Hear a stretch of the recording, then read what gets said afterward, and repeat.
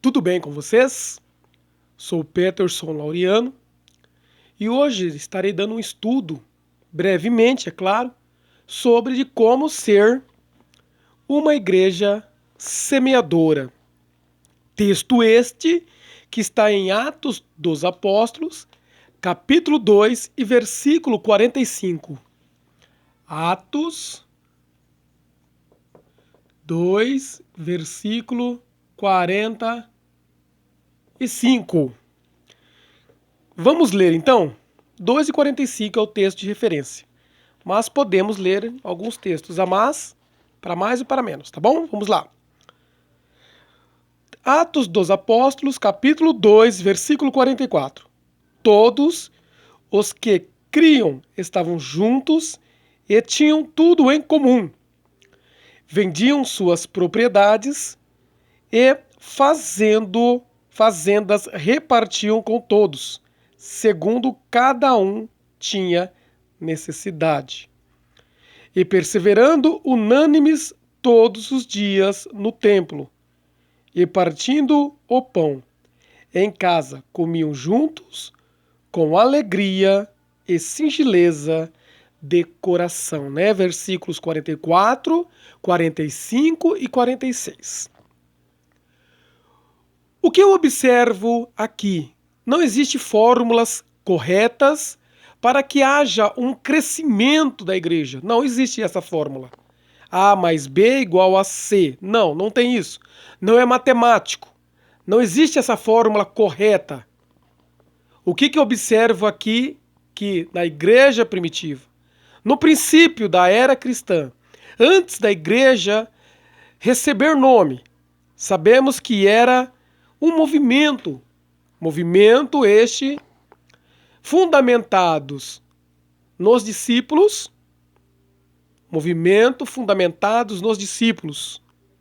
únicos, pois Jesus, o fundador, o Petras, não tinha tempo hábil para concretizar, fazer uma igreja física. 3 anos e meio de ministério, a mensagem, a missão dele era levar a palavra do Pai e levantar discípulos. Discípulos estes que deram continuidade na obra do Senhor. E tamanha foi a eficácia desta continuidade que passaram-se 2.100 anos. Estamos no século 21. Estamos falando desta obra que acontecera anos atrás, milhares de anos atrás. Quando eu olho para estes versículos, fico a pensar, fico a imaginar, fico meditando em minhas mentes, com a minha mente, nas minhas faculdades mentais.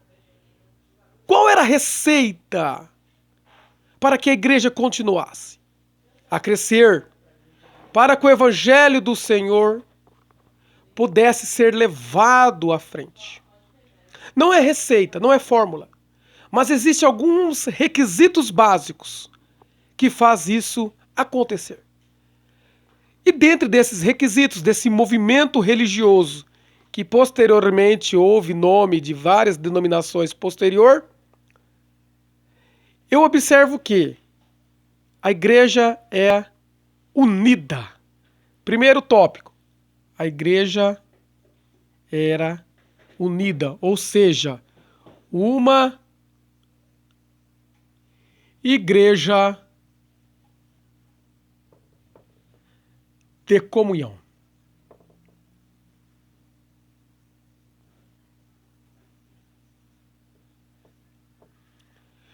Uma igreja de comunhão. Primeiro fundamento para que haja esse crescimento na igreja. Há de ser uma igreja de comunhão. Comunhão vem da palavra koinonia. Comunhão. Poder olhar no olho do teu irmão. Poder cumprimentá-lo, saudá-lo. Poder ter essa capacidade de olhar no olho do teu irmão sem medo, sem vergonha, pois fundamentado na Bíblia Sagrada, sei que nenhum momento em sua vida você fez algo que denigra a imagem do teu irmão, você fez algo que macule a reputação do teu irmão. Há de ser uma igreja de comunhão. Dentro do seio, do bojo do cristianismo, não pode haver resquício, não pode haver nuances de não gosto de fulano porque fulano não condiz com as minhas vontades.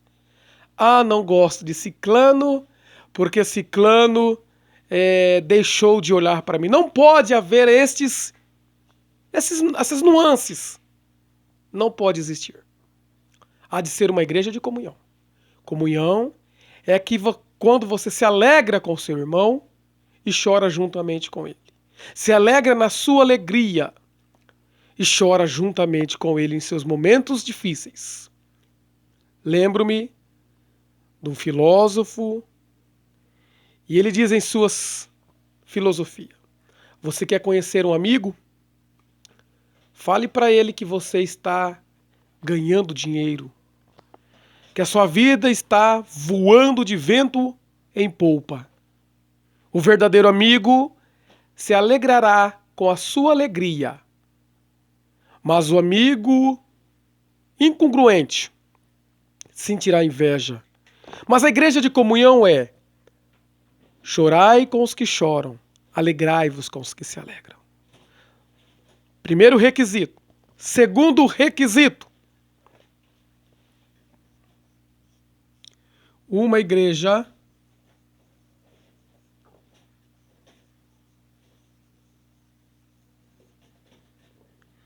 de oração. O segredo do movimento estrondoso que os discípulos de Jesus, na era patrística, antes da era patrística, do 1º século ao 3º século, a era patrística, a era dos pais da igreja, havia os pais apostólicos e os pais apologetas. Os pais apostólicos foram aqueles que tiveram em contato com os discípulos. De uma forma ou de outra, conheceram esses discípulos. E os pais apologetas foram um tempo posterior a esse. Mas o que me chama a atenção é que a igreja era unida no partir do pão. As pessoas vendiam suas propriedades e distribuíam aos necessitados. As pessoas vendiam as suas propriedades. Havia uma comunhão. Havia ali um comunismo. O mundo vai acabar, comunismo. Não. Comunismo significa todos têm a mesma quantidade. Ninguém é melhor, ninguém tem mais e ninguém tem menos. A igreja primitiva, eles eram comum no partir do pão. As pessoas vinham, não obrigatoriamente, vendiam as suas propriedades e traziam este dinheiro aos pés dos discípulos. E os discípulos, que naquele período já instituíram os diáconos, repartiam e ninguém tinha necessidade de nada. Ninguém tinha necessidade de nada. Todos eram iguais, todos tinham o que comer, todos tinham o que vestir, e a obra de Deus foi prosperando cada dia mais. Sabemos também que, nesse período, o Império Romano controlava todo o mundo antigo, praticamente. E qualquer pessoa do povo sabia 2 ou 3 dialetos, linguagens, sabiam se comunicar devido ao comércio. Foi um momento propício. As pessoas se comunicavam. Tinha o dialeto, o grego koiné, que era o grego judaico antigo, e as pessoas falavam diversos outros idiomas, devido ao comércio que havia lá. Tão importante foi esse período romano que o código que nós temos, as normas que nós temos, são fundamentadas nas normas romanas. A Constituição, as normas, os normativos que regulam todo o nosso sistema judiciário brasileiro, a sua origem, a sua base é romana. Ou seja, a justiça brasileira bebeu na fonte romana. Por isso que existem algumas palavras latinas em nosso ordenamento jurídico. Enfim, tamanha foi a importância deste controle mundial romano, que qualquer do povo falava dois ou três idiomas. E eles faziam a obra de Deus unanimemente, unidos, comum. Havia comunhão, como ser uma igreja semeadora. Eles eram, podemos dizer, comunistas no quesito de todos terem alimentos de partes iguais. A propriedade dividiam com as viúvas, com os estrangeiros, com os órfãos. Tá? Segundo, uma igreja de oração. A oração é a chave que abre as portas das vitórias. A oração é o que nos une ao Criador. A oração é aquele que nos identifica com o Criador, nos aproxima desse Criador. A oração é a chave da vitória. Jeremias 33:3. JR 33, versículo 3. Clama a mim, responder-te-ei, anunciar-te-ei coisas grandes e firmes que não sabes. Ou seja, ora a mim. É uma oração da alma. Ora a mim, que eu vou te responder. Eu vou mostrar para vocês coisas grandes, tremendas, que vós não conheceis. Clama a mim, responder-te-ei, anunciar-te-ei coisas grandes e firmes que não sabes. Então o segredo da vitória é o clamor. O clamor é o segredo da vitória. Clama, ore, converse com o Criador. Terceiro requisito que nós temos aqui. Primeiro, uma igreja de comunhão. Comum, igual a todos. Era uma igreja comunista. Ou seja, uma igreja que repartia, todo mundo tinha a mesma quantidade de alimento, a mesma quantidade de vestimenta. Não existia melhor, pior, melhor, menor. Não. Maior, menor, melhor, pior. Não. Eram unânimes no repartir do pão. Lê lá. Pegavam os mantimentos e dividiam-no. Comunismo. Todo mundo é igual. Comum. Palavra comum é isso. Quando ouvimos essa palavra, nós ficamos assustados. Oh! Vá ler e entender o que significa comunismo. Nem direita, nem esquerda. Jesus. Terceiro, há de ser uma igreja de comunhão, uma igreja de oração, uma igreja que leva a palavra de Deus. Uma igreja que leva a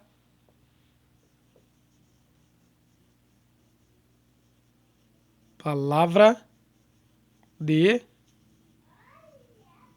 Deus, de Hashem, né? O que é a palavra? É o verbo. O verbo se fez carne e está no meio de nós. A palavra é o evangelho. As boas novas. Não precisamos enfeitar a palavra. Não precisamos enfeitar o evangelho. Não há esta necessidade. Esse pensamento pseudônimo. Esse pensamento muito evolutivo. Muito moderno. Temos que levar a palavra, o amor, e viver o que ela prega. Pregar a palavra e viver o que ela fala. Certa feita, o missionário Stanley, perguntou para Mahatma Gandhi: Gandhi, Qual é o segredo do teu sucesso? Qual é o segredo da sua popularidade? Ou por que as pessoas param para ouvir a sua voz? Gandhi disse: o que eu falo, eu vivo. Estamos vivendo um período onde se fala muito, onde se faz tanto barulho, se enfeita arca, se enfeita púlpito, luz, skate, vira mortal, piroleta, mas não tem essência, não vivem. Fechou as portas do templo. Não há como diferenciar de quem segue a Deus de quem não segue. É o período ao qual nós estamos vivendo. Muita modernidade para pouca transformação de vida. Viva o que você prega, prega o que você vive. Se não vive, não prega. Prega o que você vive e vive o que você prega. Leve o evangelho. É simples. No mundo terá dois tipos de pessoas. Primeira pessoa, o humilde.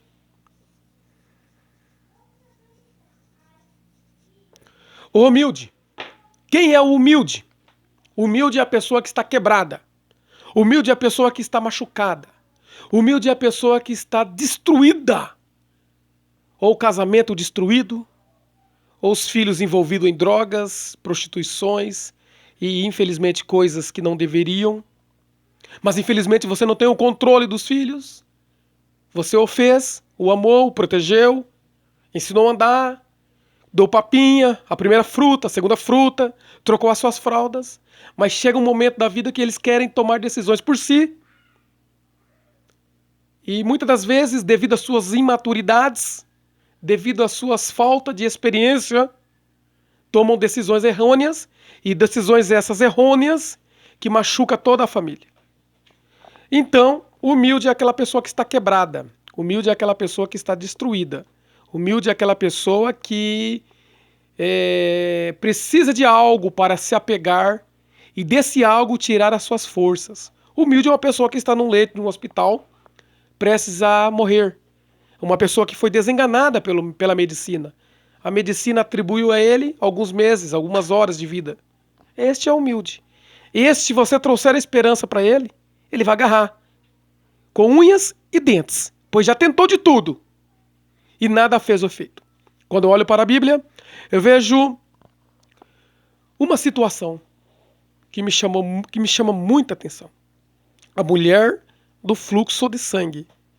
A Bíblia não fala o nome dela, infelizmente, mas fala que ela padecia 12 anos de fluxo de sangue, ou seja, hemorragia. E é uma hemorragia inconstante, constante. Uma hemorragia que sempre estava ali debilitando a sua saúde física. E essa mulher ouviu falar de Jesus, do Yeshua HaMashiach. Ouviu falar do Yeshua, do Jesus. E apegou-se, humilde, ela se apegou, não tinha outra expectativa. Imagino que quando ela tinha dinheiro, a medicina, não, temos um tratamento, nós temos a opção, mas quando se secou a fonte dos seus dinheiros, creio que acabou-se as suas esperanças. E antigamente, a mulher, no costume judaico, um costume patriarcal, costume machista, a mulher que estava nos seus períodos menstruais, ela era separada do contato da sociedade. Ela tinha que ir para um lugar afastado. E neste lugar afastado, essa moça sempre vivia, pois, normalmente, ela sempre estava em constante sangramento. E ela ouviu falar de Jesus. Ela colocou uma túnica, se vestiu, se escondeu. Talvez você se pergunte, mas por que ela se escondeu? Porque se descobrissem que ela estava com a hemorragia e se ela tivesse tocado em alguém, ela era impura. E se ela tivesse tocado em alguém, a pessoa se tornava impuro. É o que eles acreditavam. Respeitemos-nos o que eles pensavam. E ela era apedrejada instantaneamente, sem conversa, sem defesa. E ela se cobriu com medo de ser descoberta. Porém, ela ouviu falar de Jesus. Imaginem vocês uma pessoa que cura. Imaginem vocês uma pessoa famosa. Quão é dificultoso chegar até esta pessoa. Quão é dificultoso aproximar-se dessa pessoa. Uma autoridade. É praticamente impossível aproximarmos de quem está em um grau de celebridade. Imagine Jesus aonde ia, pessoas se enxergavam, os cegos enxergavam, os mudos falavam, os coxos andavam, os surdos ouviam. O milagre acontecia. E essa moça debilitada, fraca, anêmica, imagino que já estava com uma anemia profunda, virando até ser uma leucemia, pois 12 anos perdendo sangue, e não sei como ela repunha esse sangue. Hoje nós sabemos que as pessoas, quando perdem determinado X de sangue, ela vai num hospital e esse sangue é reposto, porque alguém foi lá e doou o sangue. Essa mulher humilde ouviu falar de Jesus, foi até ele, se escondeu entre as multidões, se arrastando por baixo, tocou na orla da vestimenta de Jesus. O que viria a ser essa orla? Essa orla significa a barra da túnica, porque Jesus era rabino e eles usavam uma túnica. E nessa túnica havia fragmentos da Torá, da lei judaica. E essa mulher tocou na orla da vestimenta de Jesus. Note que todo mundo tocava em Jesus. A multidão o oprimia. A multidão queria, se fosse nos dias de hoje, tirar uma selfie e marcar hashtag estou com Jesus. E essa mulher tocou na orla, na roupa de Jesus. Jesus para e indaga, alguém me tocou? Imagino Pedro, o discípulo que eu mais admiro, devido à sua natureza impetuosa. Pedrão não era falso. Pedrão era aquilo que ele é.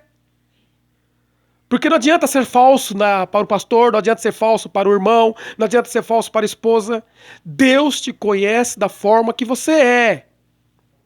Não adianta pensar que você é o bambambam. Bam, bam. Não adianta. Diante de Deus a tua máscara cai.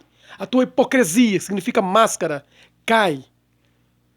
E Pedrão não tinha máscaras. Pedrão era o que era. Falava o que pensava. Não tinha máscara. Sanguíneo, sangue no olho. Falava, blum, não tinha filtro. E Pedro falou, todo mundo te oprime, mestre. Todo mundo quer te ver. Trazendo para os dias de hoje. Jesus, não, Pedro. Tu não estás me entendendo. Alguém me tocou diferente. Porque de mim saiu virtude. Virtude no grego significa dunamis. Poder de Deus em ação.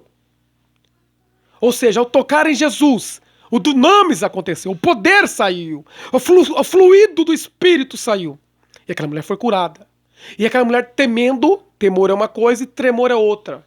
Temor é respeito às coisas de Deus. O diabo treme, mas não teme. Ela tremendo e temendo, tremendo medo e temendo com respeito ao Yeshua HaMashiach. Disse, mestre, eu te toquei. Eu padeci de um fluxo de sangue. E Jesus falou, tua fé te curou. Vai, humilde, quebrado. Prega o evangelho, o amor. Para pessoa humilde você prega o amor. Não prega a espada, a justiça, o amor. Jesus te ama. Vai mudar a tua vida. Vai curar o teu câncer. Ele te ama. E há outro tipo de pessoas, somente esses dois tipos de pessoas. O soberbo. Não existe outro tipo. No mundo, no reino de Deus, existe o humilde e o soberbo. Quem são os soberbos? Soberbos são aqueles que acham que são.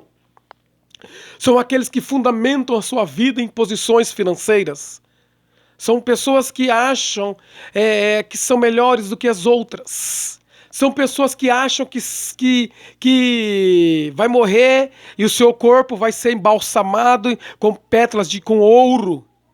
Que ele vai abrir o olho, o caixão dele vai ter ar-condicionado, vai ter um iPhone da última geração, 5G de internet lá dentro do caixão. É tão importante, tão especial que não existe muro no cemitério. É um do lado do outro, espremido. Um do lado do outro. Visitem o cemitério para ver. Tá o rico, tá o pobre, tá o famoso, o sem fama, do lado do outro, no mesmo terreno. Tá todo mundo lá.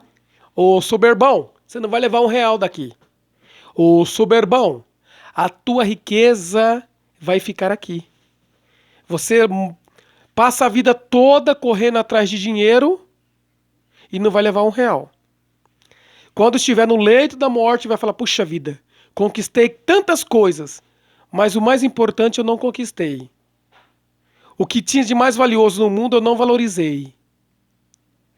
Que é a tua família, que são seus filhos, que é a tua esposa, que é a tua mãe, que é o teu pai, que é os teus amigos. O gostoso de galgar posições na vida não é chegar no final. O gostoso é o preparamento, é o treino, é a vontade de ir, porque quando chegar no final acabou o desejo. O atleta se prepara, vários meses, alimentação, cuida do corpo, vitamina, treina. E disputa, ele olha ali, um tá disputando, tá mais forte do que ele vai, se esforça, vai. O gostoso é isso. Aí quando chegou lá, aquele ápice de alegria, acaba. Será materializado em uma medalha, em um troféu? Acabou. Só lembrança. Mas o gostoso é a preparação. O gostoso é o momento, é a corrida. Porque quando chegar lá vai ter que treinar para outra. Vai ter que colocar outros projetos. E o soberbo valoriza o que dá para pagar. O palpável. O soberbo, você não prega o amor pro soberbo. Pro humilde você prega o amor. Soberbo é lei. Soberbo é pancada. Soberbo é mostrar que ele é pecador e vai pro inferno. É isso que é soberbo. E o seu dinheiro vai ficar aqui. Pros filhos ficar brigando depois, se matando. O soberbo é isso. Mostrar a lei. A Bíblia fala a história de um jovem rico. E Jesus chamou ele, e ele chamou Jesus de bom mestre. Bom mestre, o que hei de fazer para herdar a vida eterna? Jesus olhou para ele e falou, obedeça os mandamentos. Mestre, os mandamentos eu os conheço desde a minha infância. Claro, todo judeu conhece o mandamento. Aos 3 anos de idade, eles ficam atrás da porta recitando os mandamentos. Aos 13 anos de idade, eles são filhos da lei. Eles conhecem o mandamento.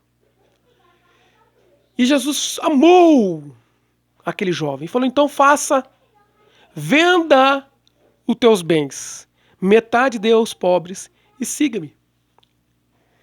E aquele jovem se entristeceu, pois havia muitas propriedades. Abaixou a cabeça e saiu.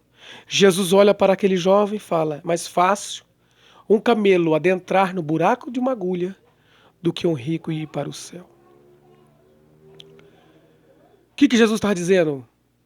O amor à riqueza. Não que rico vai para o céu, não, o amor à riqueza. Então essas pessoas têm que mostrar a lei, mostrar que ela está no erro, mostrar que está no pecado. Mostrar que se não há esperança sem Jesus. Levar a palavra de Deus. Vou encerrar por aqui, pois eu já creio que já foi mais de meia hora e é só uns tópicos só. Dá para ir muito mais além. Deus abençoe vocês.